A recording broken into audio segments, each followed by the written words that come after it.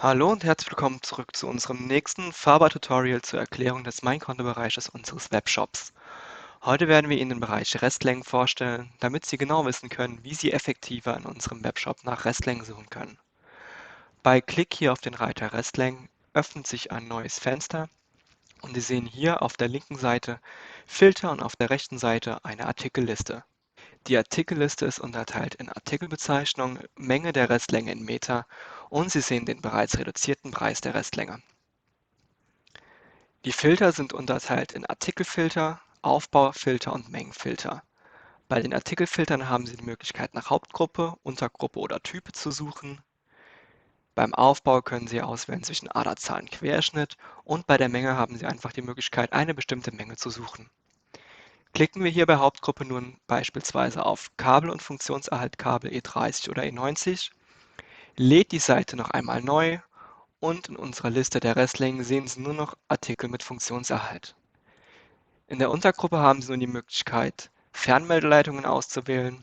Die Seite lädt noch einmal neu und Sie sehen nur noch Fernmeldeleitungen mit Funktionserhalt. Bei der Type haben Sie nun die Möglichkeit, alle Fernmeldeleitungen mit Funktionserhalt nach Type zu sortieren. Wählen wir hier zum Beispiel einfach mal diese Kategorie aus. Die Seite lädt wieder neu, was Sie auch immer oben oberhalb der Artikelliste an den Filtern sehen. Und Sie haben jetzt nur noch diesen Artikel hier in der Liste. Beim Aufbau wurde es jetzt schon reduziert auf nur noch Aderzahl, da der Querschnitt hier immer gleich ist. Und Sie haben jetzt hier die Möglichkeit, nach Aderzahl zu sortieren. Wählen wir einmal die 40 aus. Die Seite lädt nochmal neu. Und Sie sehen hier alle 7 verfügbaren Restlängen zu Ihrer Auswahl.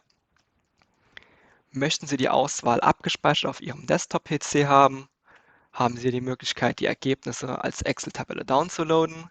Sie klicken einfach auf diesen Button, dieses Fenster öffnet sich und Sie können es öffnen und abspeichern.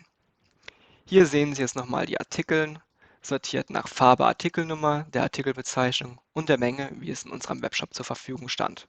Das war's auch schon wieder mit unserem heutigen Tutorial. Wir hoffen, wir konnten Ihnen hiermit die Suche nach Restlängen in unserem Shop erleichtern und würden uns freuen, wenn Sie auch beim nächsten Mal wieder dabei sind. Vielen Dank.